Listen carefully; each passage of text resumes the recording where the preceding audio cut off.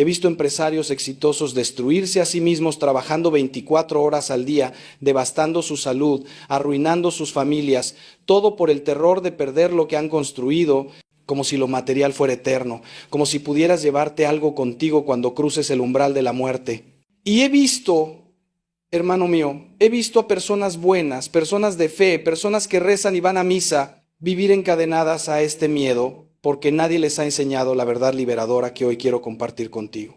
Este miedo a la pérdida tiene su raíz en algo más profundo que la simple ansiedad psicológica.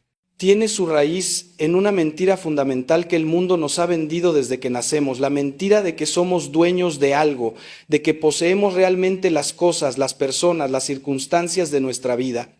Nos han enseñado a vivir con puños cerrados, aferrándonos, controlando, protegiendo obsesivamente lo que creemos que es nuestro. Y en esa mentira, en ese vivir con las manos cerradas, nos perdemos la experiencia más hermosa de la existencia humana. Vivir con las manos abiertas, en total confianza, en total abandono a la providencia divina. Porque déjame decirte algo que va a sacudir los cimientos de tu forma de entender la vida. No eres dueño de nada. Absolutamente nada de lo que crees poseer te pertenece realmente. Todo, absolutamente todo, es un préstamo temporal de Dios, un regalo que debes aprender a disfrutar sin aferrarte, un don que debes administrar sabiendo que puede ser retirado en cualquier momento. Hoy voy a compartir contigo 3 formas concretas probadas en mi experiencia pastoral y enraizadas en la sabiduría milenaria de nuestra fe católica para vencer ese miedo a la pérdida que te está robando la vida. No son trucos psicológicos baratos ni técnicas de autoayuda que funcionan por una semana y luego te dejan más vacío que antes. Son caminos espirituales profundos que exigen de ti una transformación real, una conversión auténtica, un cambio de mentalidad que va a revolucionar tu forma de relacionarte con todo y con todos.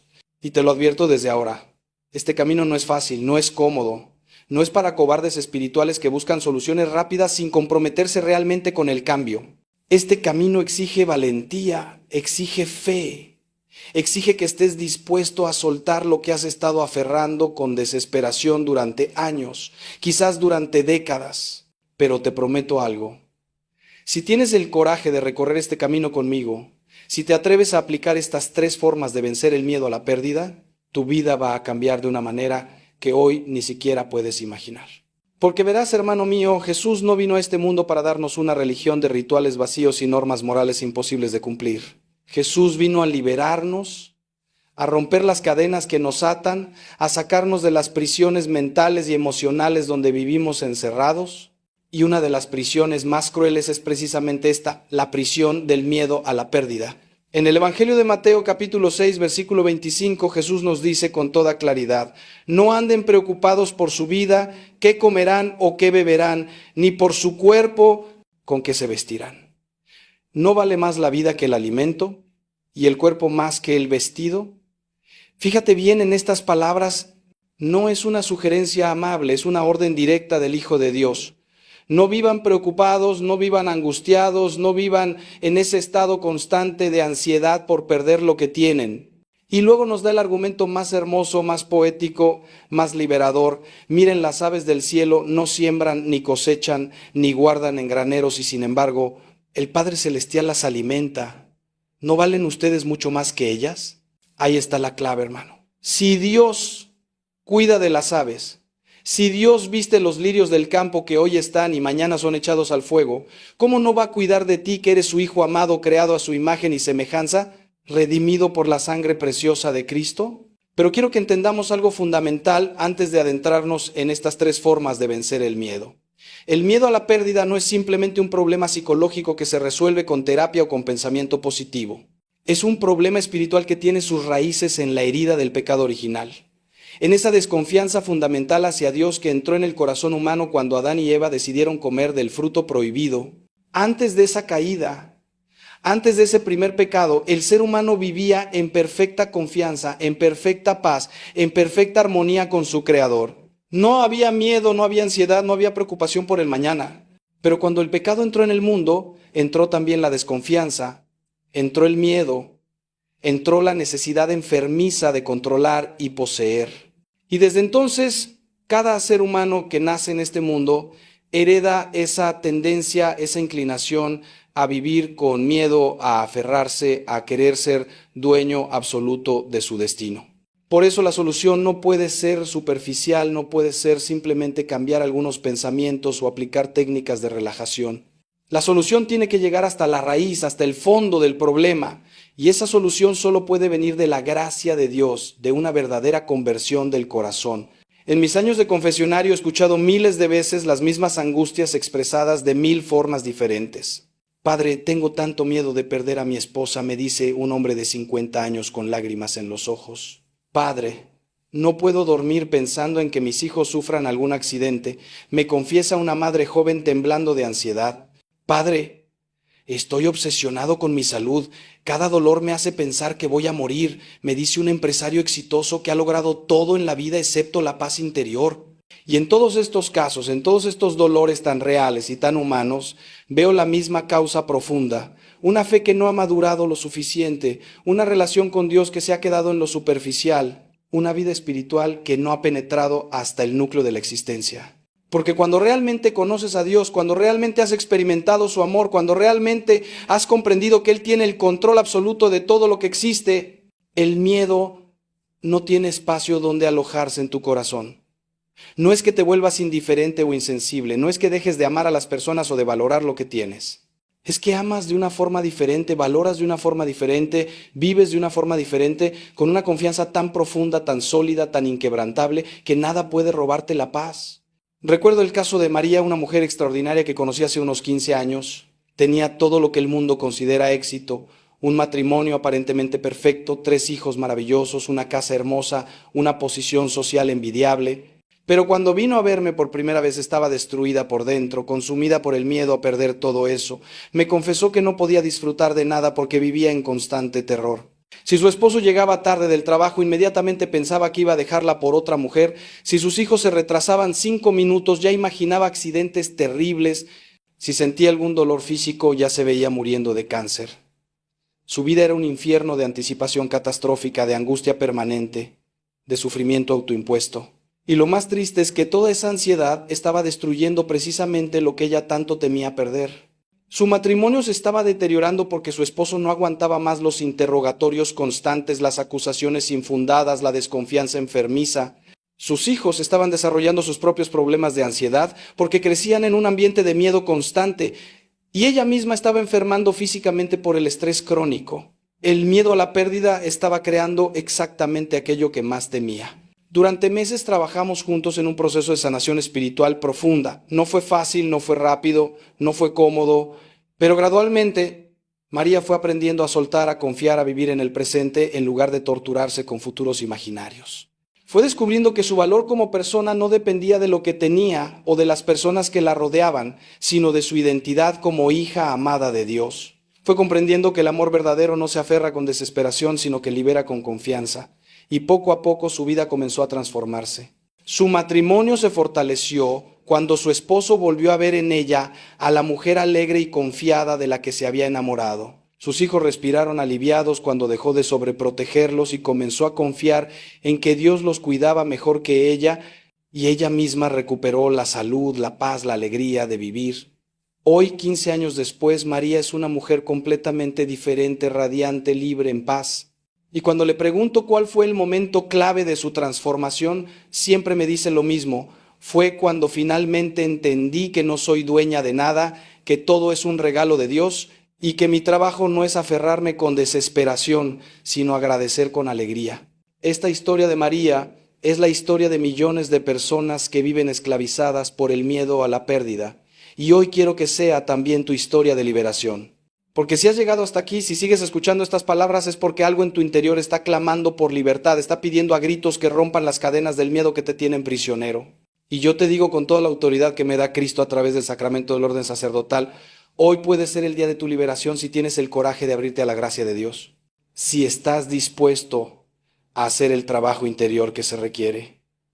Si te atreves a soltar lo que has estado aferrando con tanta fuerza que tus manos están sangrando. Porque verás, hermano mío, cuando vives con las manos cerradas tratando de retener lo que tienes, no solo te pierdes la libertad, también te pierdes todas las cosas nuevas y hermosas que Dios quiere darte. Imagina a alguien con los puños completamente cerrados aferrando algo con desesperación. Esas manos cerradas no pueden recibir nada nuevo.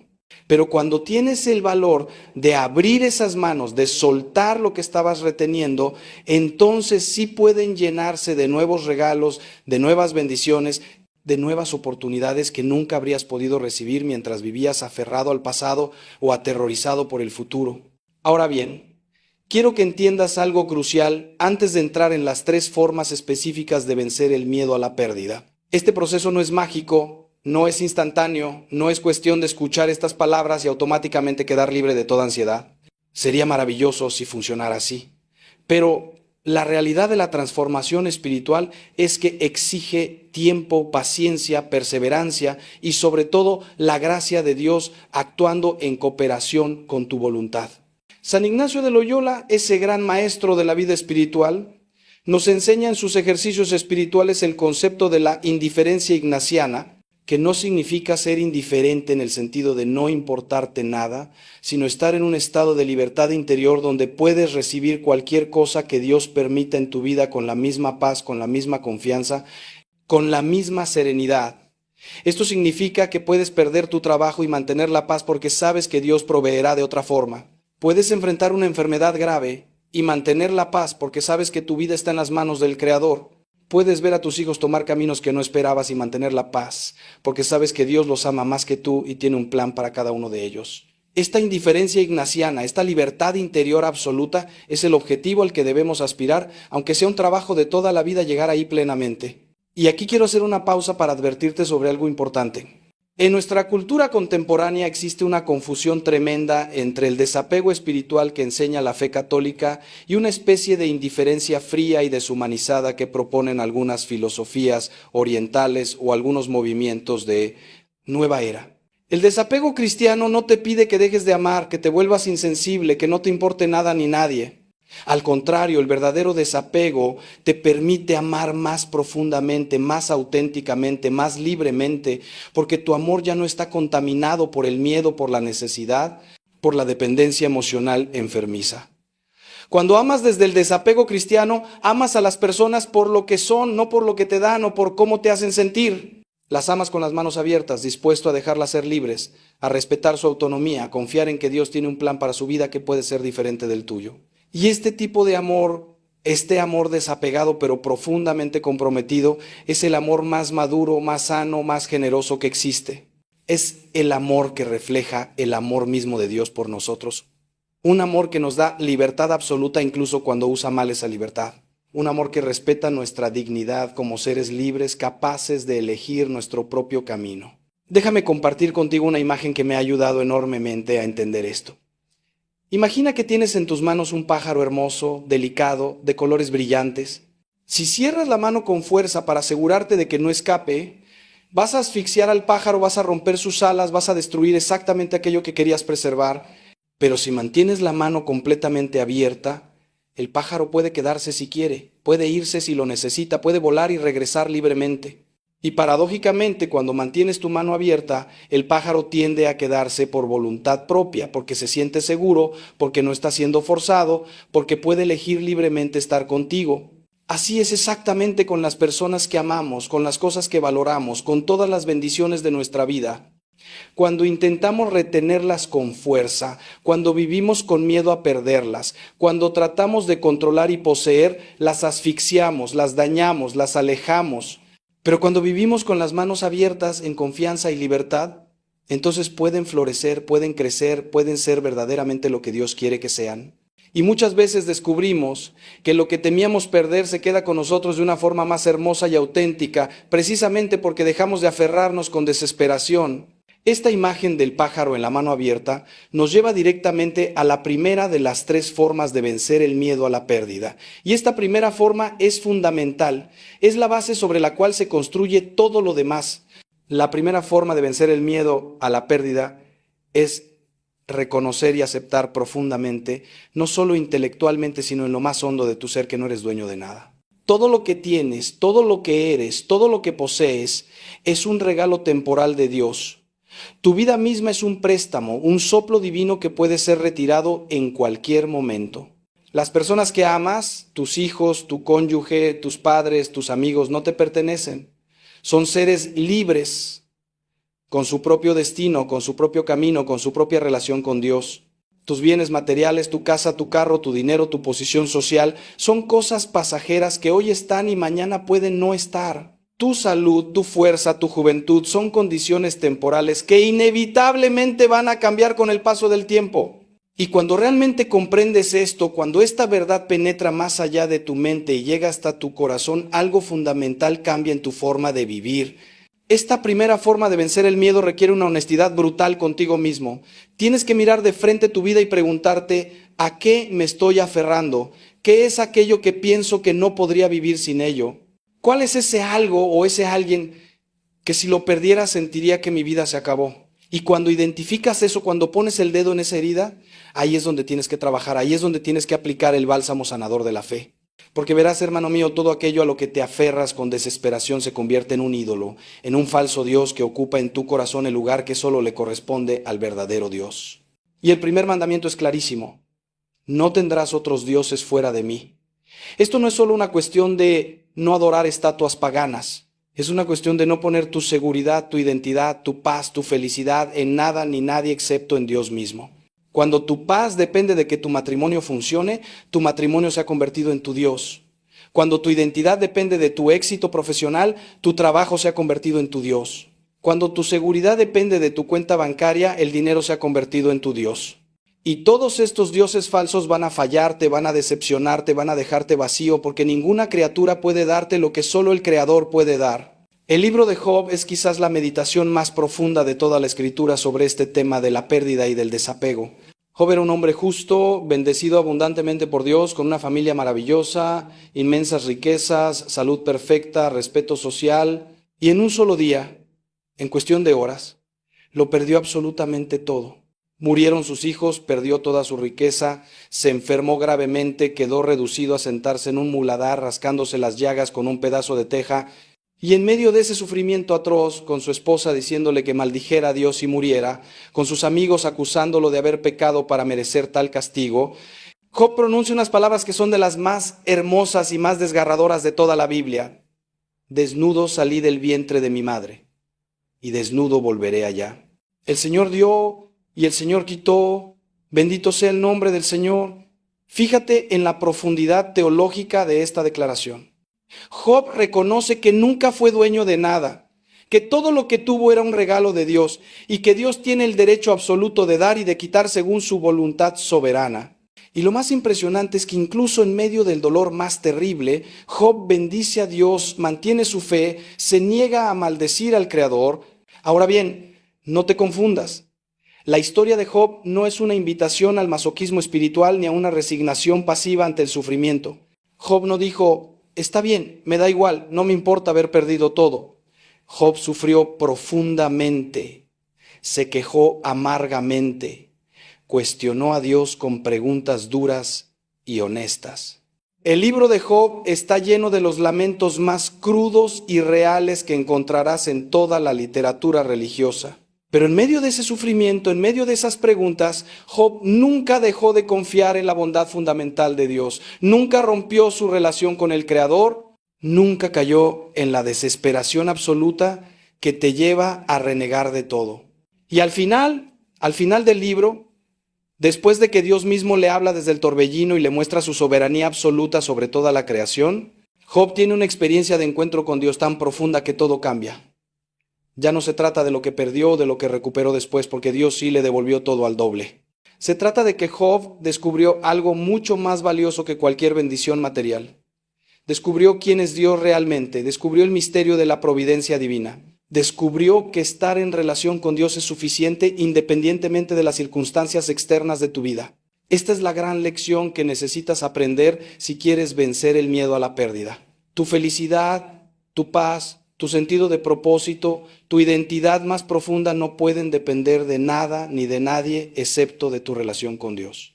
Todo lo demás es añadidura, como dice Jesús en el Evangelio. Busquen primero el reino de Dios y su justicia, y todas estas cosas les serán añadidas. Cuando pones a Dios primero, cuando tu relación con Él es la roca sobre la cual construyes todo lo demás, entonces puedes disfrutar de las bendiciones sin aferrarte a ellas Puedes amar a las personas sin esclavizarte a ellas. Puedes tener cosas sin que las cosas te tengan a ti. Y cuando inevitablemente llegan las pérdidas, porque las pérdidas son parte inevitable de la vida humana, tu mundo no se derrumba porque tu fundamento está en algo eterno, en alguien que nunca cambia, en un Dios que es fiel, aunque todo lo demás falle. Esta es la libertad más grande que existe, hermano mío. Esta es la paz que sobrepasa todo entendimiento de la que habla San Pablo. Esta es la vida abundante que Jesús vino a darnos. Pero ¿cómo se traduce esto en lo práctico? ¿Cómo pasas de entender esta verdad intelectualmente a vivirla realmente en tu día a día? Porque una cosa es escuchar estas palabras, asentir con la cabeza y decir, sí, Padre, tiene razón, no soy dueño de nada. Y otra cosa muy diferente es levantarte mañana en la mañana y vivir realmente desde esa convicción. La respuesta está en un ejercicio espiritual muy concreto que yo llamo el ejercicio de la consagración diaria. Cada mañana, antes de comenzar tu día, antes de revisar tu teléfono, antes de lanzarte al torbellino de actividades y responsabilidades, tómate 5 minutos para hacer este ejercicio. Siéntate en silencio, respira profundamente y comienza a nombrar en oración todo lo que tienes, todo lo que amas, todo aquello a lo que tiendes a aferrarte. Di, Señor, mi esposa te pertenece, es tuya, no mía. Confío en que la cuidas mejor que yo. Mi hijo Juan te pertenece, es tuyo, no mío. Confío en que tienes un plan para su vida. Mi trabajo te pertenece, es tuyo, no mío. Confío en que proveerás para mis necesidades. Mi salud te pertenece, es tuya, no mía. Confío en que mis días están contados por ti. Y así, uno por uno, vas consagrando, vas soltando, vas abriendo las manos. Al principio, este ejercicio te va a resultar muy difícil, incluso doloroso. Vas a sentir resistencia, vas a sentir miedo, vas a querer aferrarte de nuevo. Es normal, es parte del proceso. Pero si perseveras, si haces este ejercicio fielmente cada mañana, algo comenzará a cambiar en tu interior. Empezarás a notar que durante el día, cuando surge una situación que normalmente te llenaría de ansiedad, hay una voz interior que te recuerda, ¿ya consagraste esto? ¿Ya lo soltaste? Está en las manos de Dios. Y esa voz te trae paz, te trae perspectiva, te ayuda a no reaccionar desde el miedo, sino a responder desde la fe. Con el tiempo, esta práctica se convierte en una forma de vida, en una actitud interior permanente de confianza y abandono. Y descubrirás que estás viviendo con mucha más paz, con mucha más libertad, con mucha más alegría, porque ya no cargas sobre tus hombros el peso imposible de controlar todo y proteger todo. Has puesto ese peso donde debe estar, en los hombros infinitamente fuertes del Padre Celestial que sostiene el universo entero con su palabra poderosa. Santa Teresita del Niño Jesús, esa pequeña gran santa que revolucionó la espiritualidad católica con su caminito de infancia espiritual, vivió esta actitud de desapego y confianza de una manera heroica. Ella entendió que la santidad no consiste en hacer grandes obras o en tener experiencias místicas extraordinarias, sino en confiar en Dios como un niño pequeño confía en su padre. Un niño de 3 años no se preocupa por dónde va a dormir mañana o qué va a comer la próxima semana. Simplemente vive en el presente, confiando en que papá y mamá proveerán. Y cuando algo malo pasa, cuando se cae y se raspa la rodilla, corre a los brazos de sus padres con total confianza de que lo van a consolar, lo van a curar, lo van a cuidar. Esa es la actitud que tú y yo necesitamos recuperar en nuestra relación con Dios Padre. No una ingenuidad irresponsable que no prevé nada ni hace su parte, sino una confianza profunda que hace lo que le corresponde y luego descansa en la providencia divina para el resultado. Porque verás, hay una diferencia abismal entre la preocupación responsable y la ansiedad destructiva.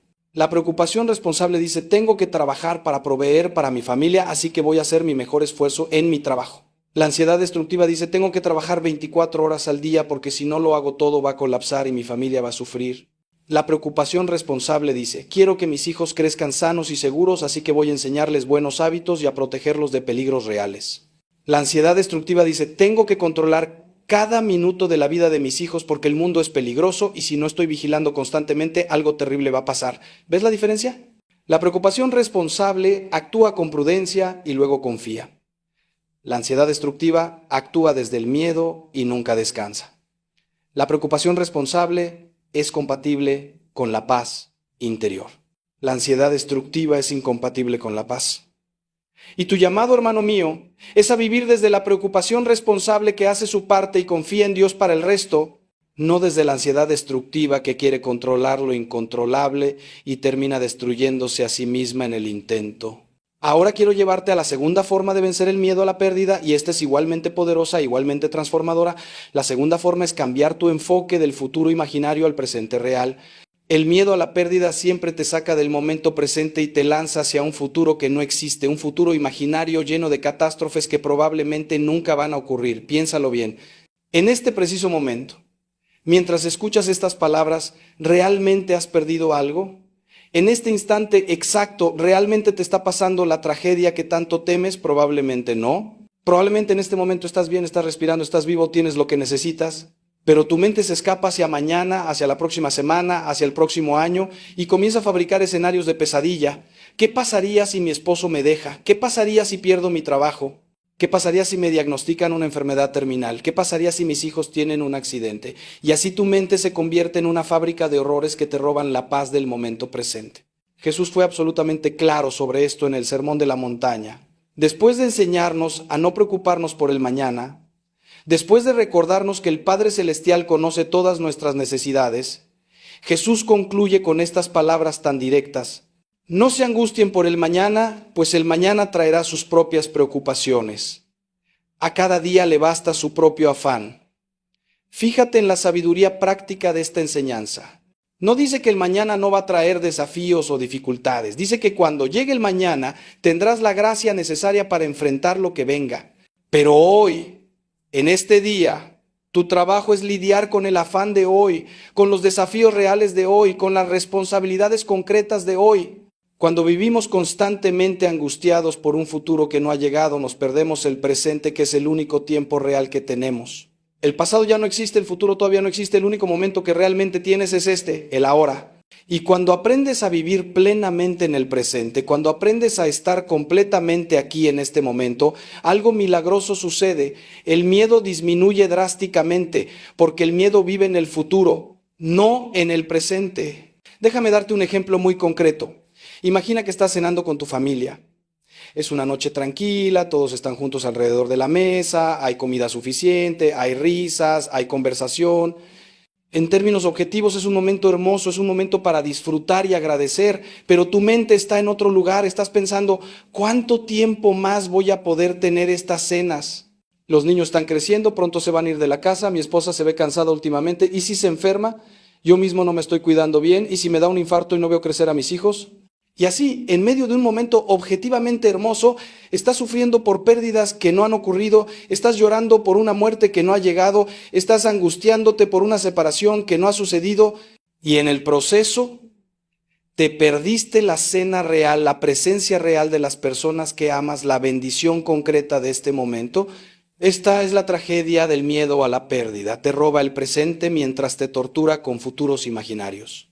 La práctica de la presencia plena, o mindfulness, como se le llama en psicología moderna, aunque es una práctica que la tradición contemplativa cristiana ha practicado durante siglos, es una herramienta poderosa para vencer este aspecto del miedo. Pero quiero aclararte algo importante. Cuando hablo de presencia plena desde una perspectiva cristiana, no estoy hablando simplemente de una técnica psicológica neutral. Estoy hablando de una práctica espiritual que reconoce que Dios está presente aquí y ahora, en este momento, en estas circunstancias concretas. El hermano Lawrence, ese humilde monje carmelita del siglo XVII, escribió un libro maravilloso titulado La práctica de la presencia de Dios, donde enseña que podemos y debemos vivir conscientes de la presencia de Dios en cada momento, en cada actividad, incluso en las más mundanas como lavar los platos o barrer el piso. Para él, no había diferencia entre el tiempo de oración formal en la capilla y el tiempo de trabajo en la cocina del monasterio, porque en ambos lugares, en ambos momentos, estaba practicando la presencia consciente de Dios. Esta práctica de la presencia de Dios en el momento presente es un antídoto poderoso contra el miedo a la pérdida. Cuando estás consciente de que Dios está aquí contigo ahora, de que su amor te rodea en este instante, de que su providencia está actuando en este momento, el futuro pierde su poder amenazante. No es que ignores el futuro completamente, no es que seas irresponsable en tu planificación, es que el futuro ocupa su lugar apropiado. Es algo para lo cual te preparas prudentemente, pero no es algo que domina tu presente con miedo paralizante. Y cuando finalmente llega ese futuro que tanto temías, cuando finalmente enfrentas la pérdida real y no la imaginaria, descubres algo sorprendente. Tienes la gracia para enfrentarla.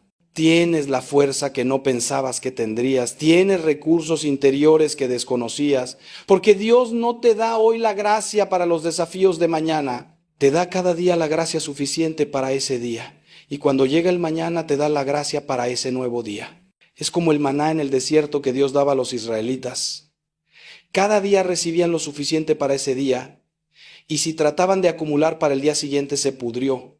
La gracia funciona de la misma manera. He visto esto una y otra vez en mi ministerio pastoral. Personas que pasaban años aterrorizadas ante la posibilidad de perder a un ser querido, imaginando que si eso pasaba no podrían soportarlo, que se morirían de dolor, que su vida se acabaría.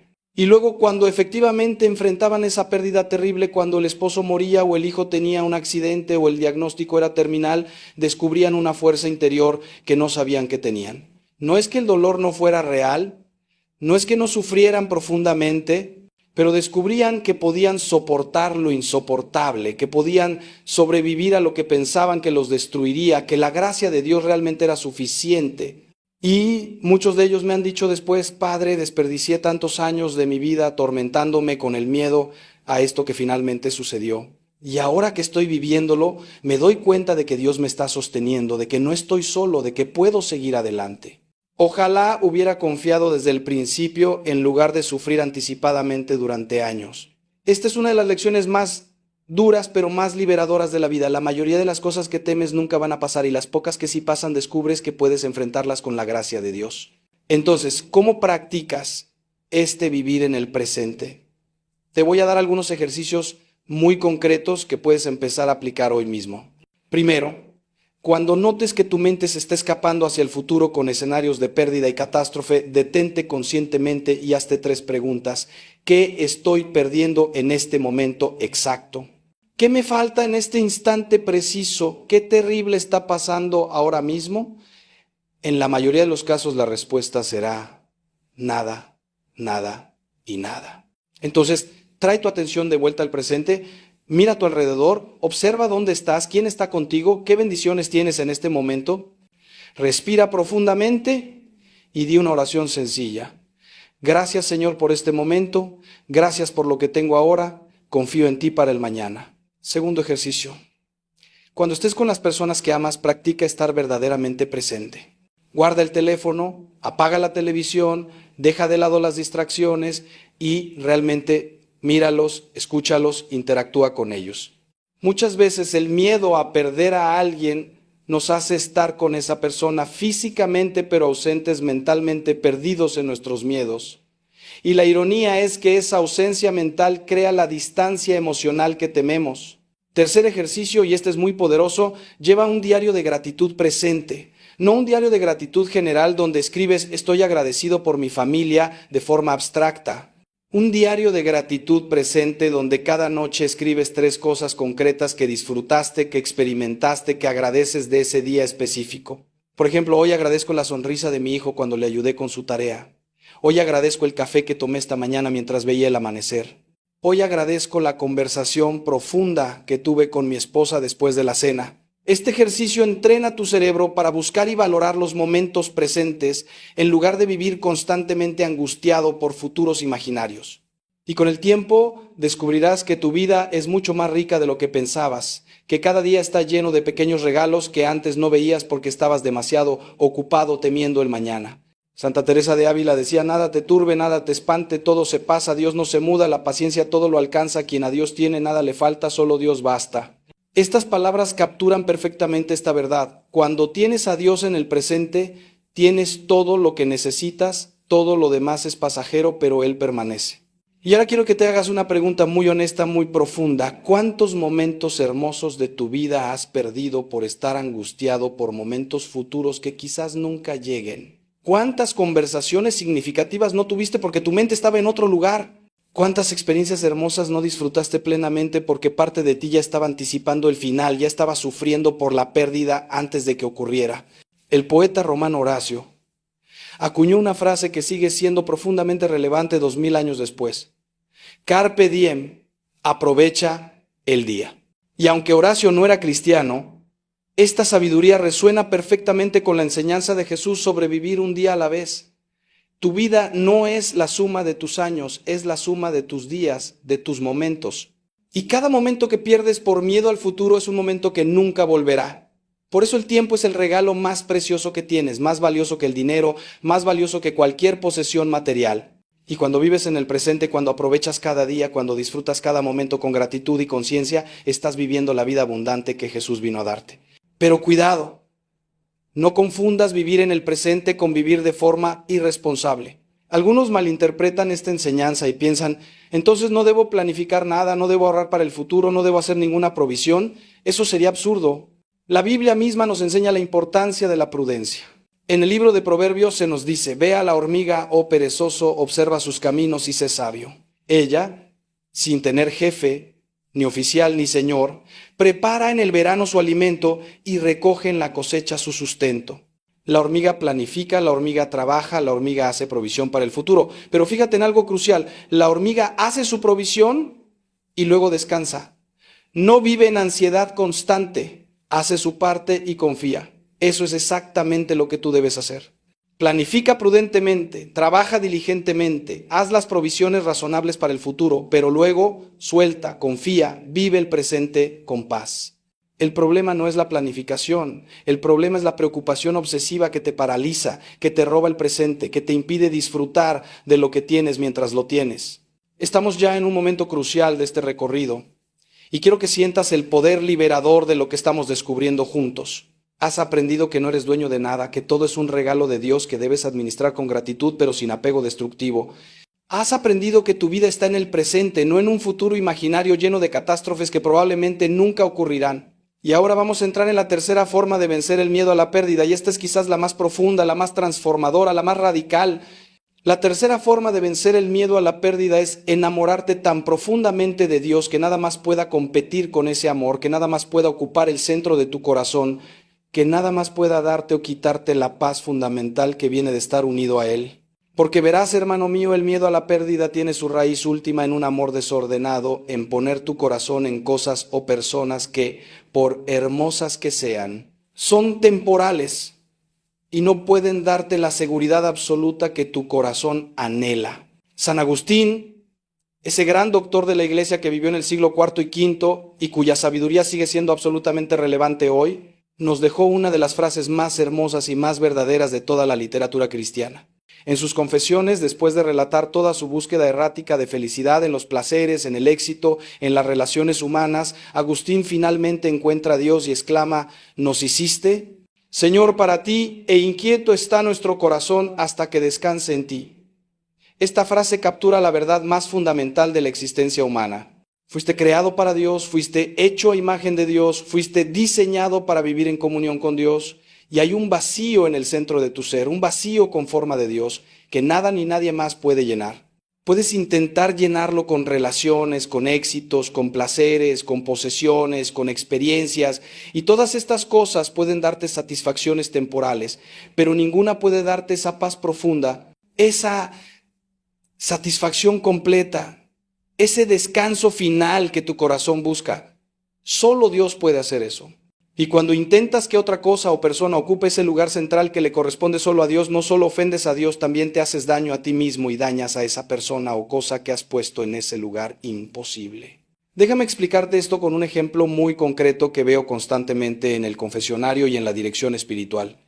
Una persona viene y me dice, Padre, amo tanto a mi esposa que vivo aterrorizado de perderla, no puedo imaginar mi vida sin ella, si ella muriera o me dejara yo no podría seguir viviendo. Y yo le pregunto, ¿amas a tu esposa más que a Dios? ¿Es tu esposa más importante para ti que Dios? Y muchas veces la persona se queda en silencio, incómoda, porque la respuesta honesta es sí, aunque saben que no deberían decirlo así. Y entonces les explico, hermano, ese no es amor verdadero por tu esposa, es idolatría. Y la idolatría no solo ofende a Dios, también destruye a tu esposa y destruye tu matrimonio, porque estás poniéndola en un lugar donde no puede estar.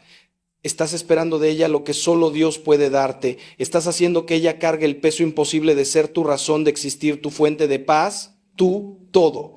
Y ningún ser humano puede soportar ese peso, es demasiado. Y en el proceso tu amor se vuelve posesivo, controlador, asfixiante, porque si ella es tu todo, entonces tienes que controlarla para asegurarte de no perderla. ¿Entiendes la dinámica destructiva del amor desordenado? El orden correcto es este. Y escúchalo bien porque esto puede cambiar radicalmente tu vida si realmente lo entiendes y lo aplicas. Dios primero, siempre primero, en el centro absoluto de tu existencia. Tu relación con Dios es tu fundamento, tu roca, tu fuente de identidad, tu razón de ser. Y desde ese centro sólido, desde esa relación primaria con Dios, fluyen todas las demás relaciones y responsabilidades en orden apropiado. Tu cónyuge es importante, es precioso, es un regalo de Dios, pero viene después de Dios. Tus hijos son importantes, los amas profundamente, pero vienen después de Dios. Tu trabajo, tu salud, tu ministerio, tus posesiones, todo tiene su lugar apropiado, pero todo viene después de Dios. Y cuando vives en este orden correcto, algo milagroso sucede. Amas a tu cónyuge mejor porque lo amas con el amor de Dios fluyendo a través de ti, no con la necesidad desesperada de alguien que está tratando de llenar un vacío que solo Dios puede llenar. Amas a tus hijos mejor porque los amas como hijos de Dios que te han sido confiados temporalmente, no como posesiones tuyas que defines y controlas. Haces tu trabajo mejor porque lo haces para la gloria de Dios, no porque tu identidad dependa de tu éxito profesional. Este principio del amor ordenado lo encontramos claramente enseñado por el mismo Jesús en un pasaje que muchas veces malinterpretamos porque suena duro. En el Evangelio de Lucas capítulo 14, versículo 26, Jesús dice: si alguno viene a mí y no aborrece a su padre, madre, mujer, hijos, hermanos, hermanas y hasta su propia vida, no puede ser mi discípulo. Esta es una de esas frases de Jesús que cuando la lees por primera vez piensas: ¿cómo Jesús nos está pidiendo que odiemos a nuestra familia? Por supuesto que no. Jesús está usando una forma de expresión semítica, una hipérbole cultural, para enseñar una verdad absolutamente crucial. Tu amor por Dios debe ser tan grande, tan primario, tan central, que comparado con ese amor todo lo demás parezca aborrecimiento. No es que realmente odies a tu familia, es que amas a Dios infinitamente más. Y cuando amas a Dios de esa manera absoluta, cuando Él ocupa el primer lugar sin competencia, entonces y solo entonces puedes amar correctamente a todas las demás personas y cosas de tu vida. Santa Teresa de Ávila. Esa mujer extraordinaria que reformó el Carmelo y cuya vida espiritual alcanzó las cimas más altas de la experiencia mística, entendió esta verdad profundamente. Ella escribió: quien a Dios tiene, nada le falta, solo Dios basta. Fíjate en la radicalidad de esta afirmación. Solo Dios basta, no Dios más tu matrimonio, no Dios más tu salud, no Dios más tu éxito. Solo Dios. Y Teresa no era una mujer fría o insensible que no amaba a las personas. Al contrario, amaba profundamente, tenía amistades hermosas, se preocupaba intensamente por sus hermanas religiosas, sufría cuando alguna enfermaba o moría, pero todo ese amor humano fluía desde su amor primario por Dios, estaba ordenado correctamente, tenía su fundamento en la roca sólida de su unión con Cristo, por eso podía perder cosas. Podía enfrentar dificultades terribles, podía pasar por noches oscuras del alma donde sentía que Dios mismo la abandonaba y aún así mantenerse firme, seguir adelante, no desmoronarse.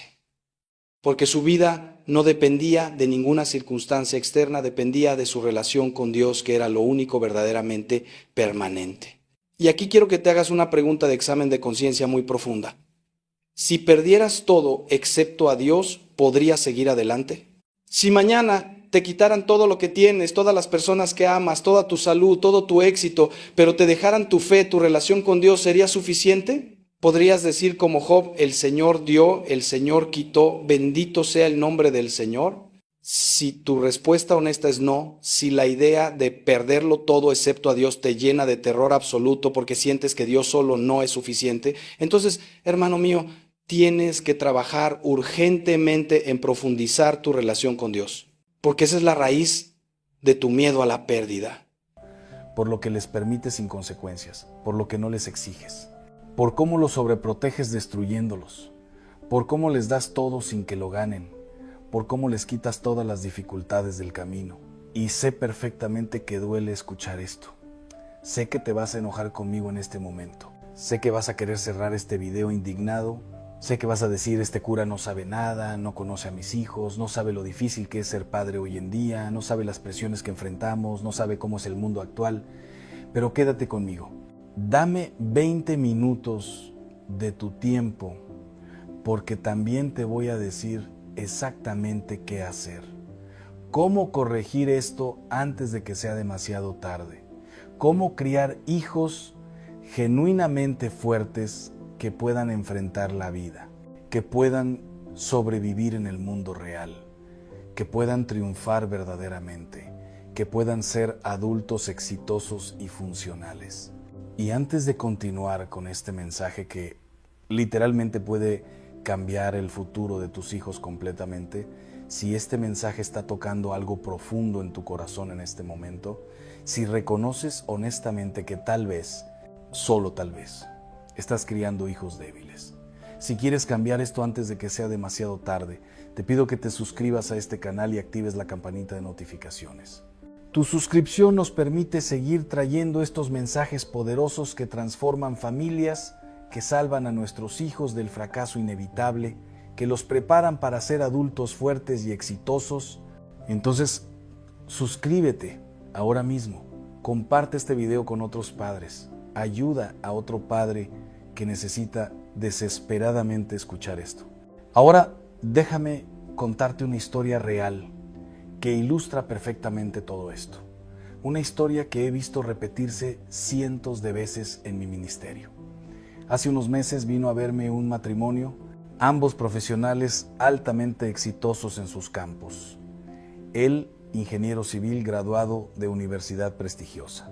Ella, doctora especialista con consultorio propio muy exitoso, clase media alta, viven en una colonia bonita, tienen todo materialmente hablando y vienen a mi oficina completamente frustrados, al borde de la desesperación absoluta porque su hijo único de 23 años no puede mantener un trabajo, ninguno, ni uno solo.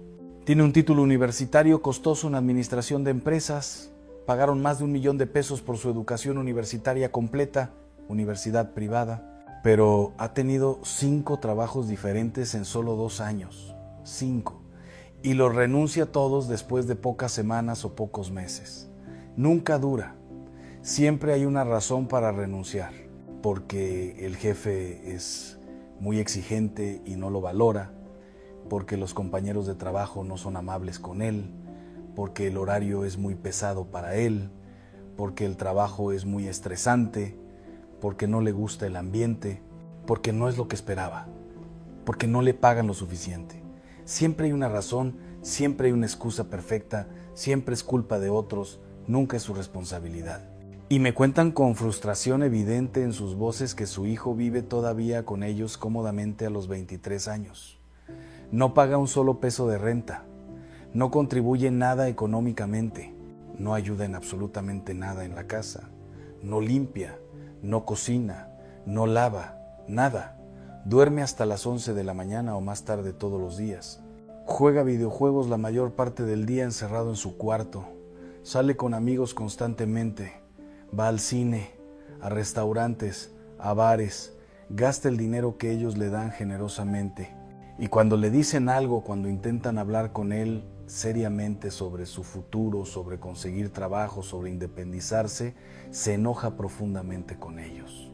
Les dice que no lo entienden, que la vida es muy difícil hoy en día, que nadie le da oportunidades reales, que el mundo está en su contra, que es culpa de la economía, de la sociedad, de los empresarios explotadores, de todo menos de él mismo.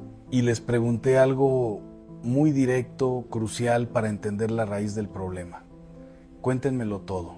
¿Cómo lo criaron exactamente desde pequeño? Cuéntenmelo desde que era niño. Y empiezan a contarme con lujo de detalle y sin darse cuenta de lo que están revelando, que siempre lo protegieron de absolutamente todo, que nunca lo dejaron sufrir ni un poco, que nunca lo dejaron fracasar en nada, que nunca lo dejaron experimentar dificultades de ningún tipo, que siempre intervenían inmediatamente cuando tenía el más mínimo problema. Si tenía conflictos con amigos en la escuela, ellos iban inmediatamente a la escuela a resolver el problema. Si tenía conflictos con maestros, ellos iban a hablar con el director. Si no hacía sus tareas, ellos las hacían o conseguían quien las hiciera. Si tenía un proyecto, ellos lo hacían prácticamente completo. Si no quería levantarse temprano para ir a la escuela, lo dejaban dormir y ellos justificaban su ausencia con el maestro. Si olvidaba algo en casa, libros, tareas, lunch, ellos se lo llevaban corriendo a la escuela inmediatamente. Le compraban absolutamente todo lo que pedía sin que trabajara por nada. El celular más nuevo, la ropa más cara, los tenis de marca, todo. Nunca le exigían nada en casa. Nunca le ponían responsabilidades. Nunca tenía que ayudar con nada, ni lavar un plato, ni tender su cama, nada.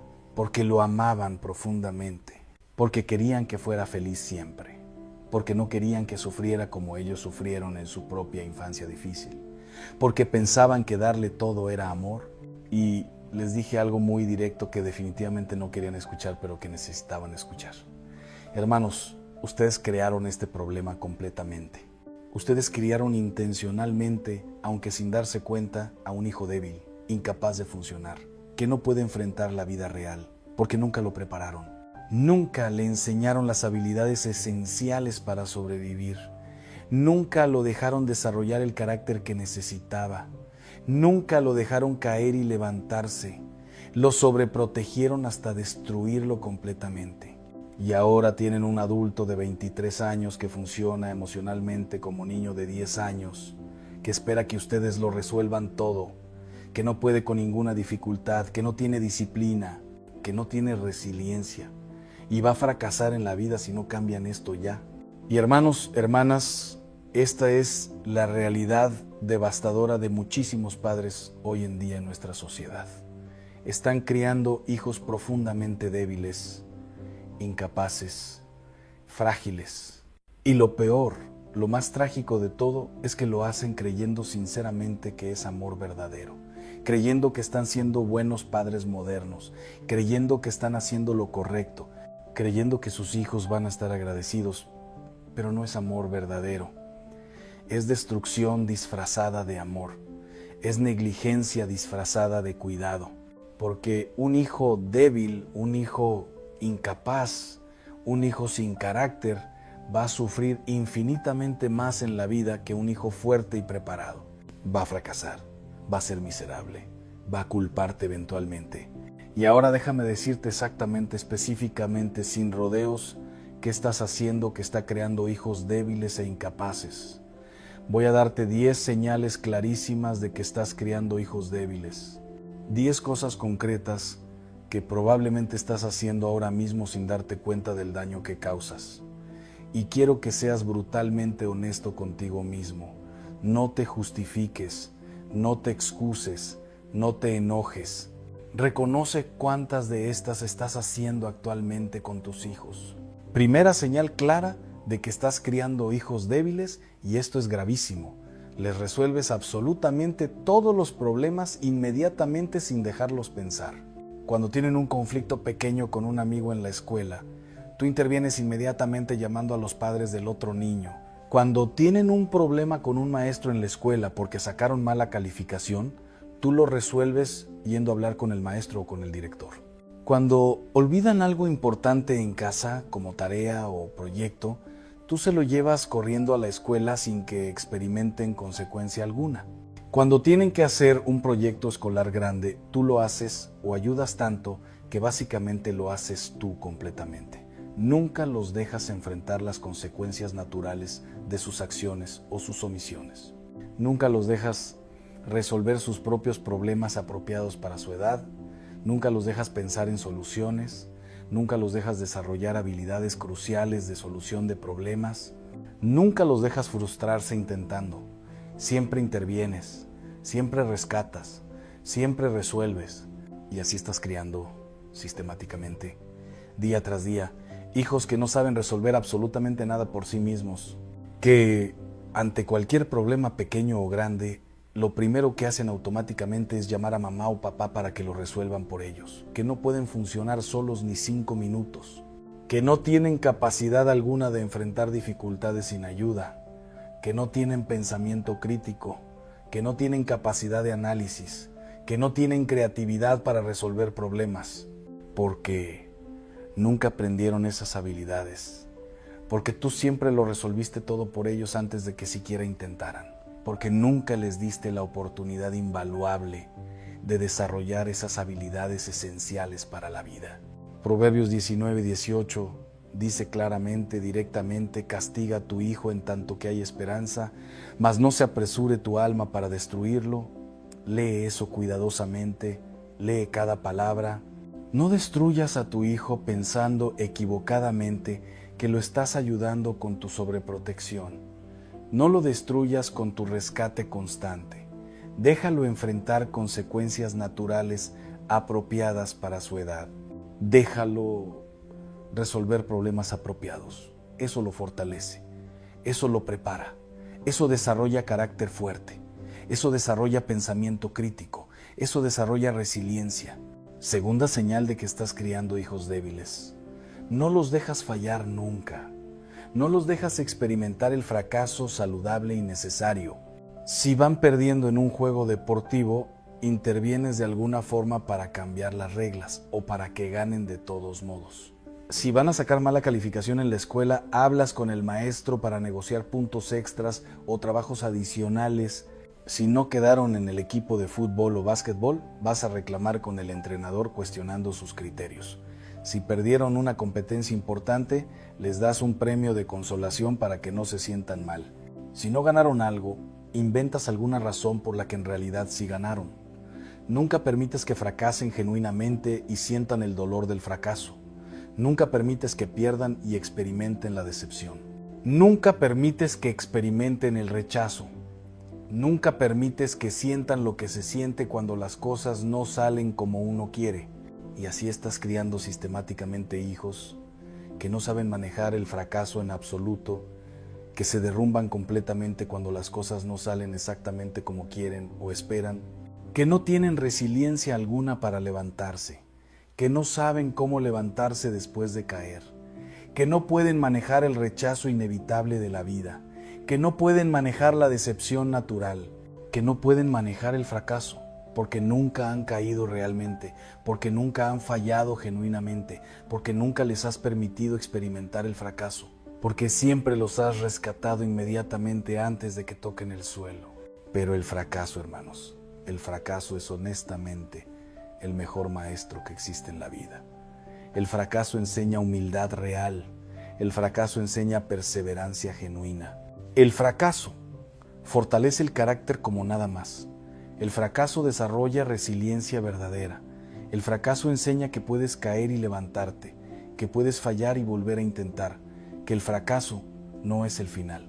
Y cuando no permites que tus hijos fallen, cuando los rescatas constantemente del fracaso, les quitas la oportunidad invaluable y irreemplazable de aprender estas lecciones esenciales, de crecer, de fortalecerse, de desarrollarse genuinamente. Tercera señal de que estás criando hijos débiles: les das absolutamente todo material sin que lo ganen de ninguna forma. Celular nuevo del año más reciente, aunque no hicieron absolutamente nada para merecerlo. Ropa cara de marca importada sin trabajar por ella. Videojuegos costosos de $60 sin ganárselos con buen comportamiento o buenas calificaciones. Dinero en efectivo generosamente sin trabajar. Viajes costosos, salidas caras, conciertos.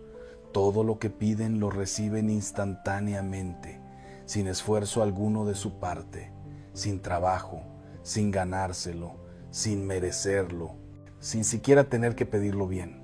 Solo piden y reciben. Y así estás criando hijos que creen firmemente, con total convicción, que todo en la vida se les debe, que todo lo merecen solo por existir, solo por ser tus hijos, que no tienen que trabajar por absolutamente nada, que no tienen que esforzarse, que todo debe llegarles gratis, que no entienden el valor real del esfuerzo, del trabajo duro, del sacrificio, del ahorro, del mérito, porque nunca han tenido que trabajar por nada material, porque todo siempre les ha llegado gratis, fácilmente, sin esfuerzo alguno. Y estos hijos, cuando lleguen al mundo real, cuando entren al mercado laboral competitivo, cuando nadie les dé nada gratis, cuando tengan que trabajar duro 8 horas diarias por todo, cuando tengan que ganarse cada peso, no van a poder. Van a fracasar estrepitosamente, van a renunciar constantemente, porque esperan que todo les llegue sin esfuerzo. Como siempre les llegó cómodamente en casa, como papá y mamá siempre les dieron todo. Cuarta señal de que estás criando hijos débiles. No les exiges absolutamente nada en casa, no les das responsabilidades reales, no les pides que ayuden en casa con nada. No les exiges buenas calificaciones en la escuela, no les exiges que se levanten temprano, no les exiges que cumplan con nada, no les exiges esfuerzo en nada, no les exiges excelencia, no les exiges disciplina, porque son niños todavía, porque ya tendrán tiempo de tener responsabilidades pesadas cuando sean adultos, porque quieres que disfruten su infancia sin presiones, porque no quieres estresarlos. Pero eso es un error garrafal terrible que pagarás muy caro después. Los niños necesitan desesperadamente responsabilidades apropiadas desde muy pequeños. Necesitan aprender que son parte importante y productiva de la familia, que tienen que contribuir, que hay cosas que tienen que hacer aunque no quieran, que no todo en la vida es diversión y juego, que hay obligaciones. Eso desarrolla carácter fuerte, disciplina real, ética de trabajo, responsabilidad, compromiso, todas las cualidades que necesitarán para ser adultos exitosos. Quinta señal de que estás criando hijos débiles: los excusas de absolutamente todo sin importar qué. Cuando no hacen algo que debían hacer, cuando no cumplen con algo, tú inmediatamente tienes una excusa perfecta lista. Estaba cansado del día, estaba estresado con los exámenes de la escuela, tenía mucha tarea y no le dio tiempo, no se sentía bien emocionalmente, está pasando por una etapa difícil y nunca hay consecuencias reales por no cumplir, nunca hay responsabilidad personal. Siempre hay una excusa perfecta, elaborada, que lo justifica todo, que elimina toda responsabilidad, que borra toda consecuencia.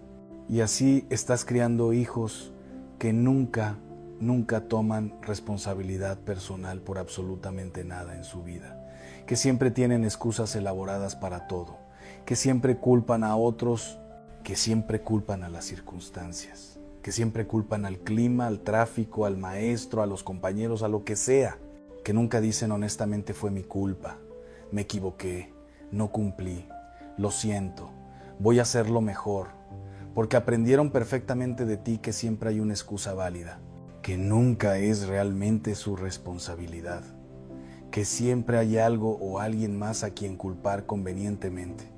Sexta señal de que estás criando hijos débiles: no pueden estar incómodos ni un segundo.